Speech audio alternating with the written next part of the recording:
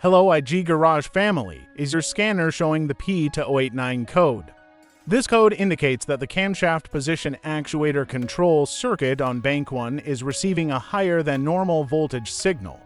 If this problem is ignored, it can disturb valve timing and cause unstable engine performance and increased fuel consumption.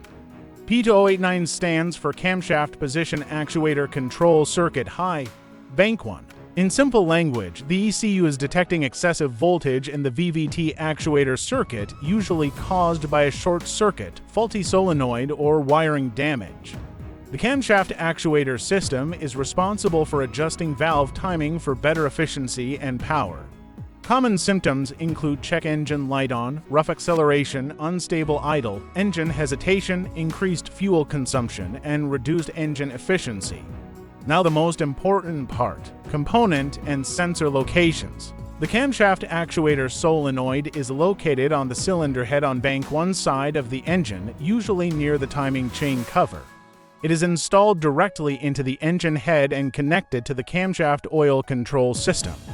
The camshaft position sensor is also positioned near the camshaft on the cylinder head.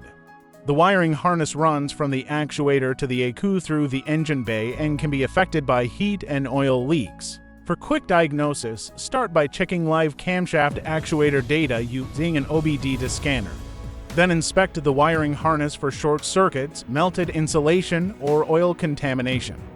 Check the electrical connector for corrosion or loose pins. Also inspect the actuator solenoid for internal electrical faults.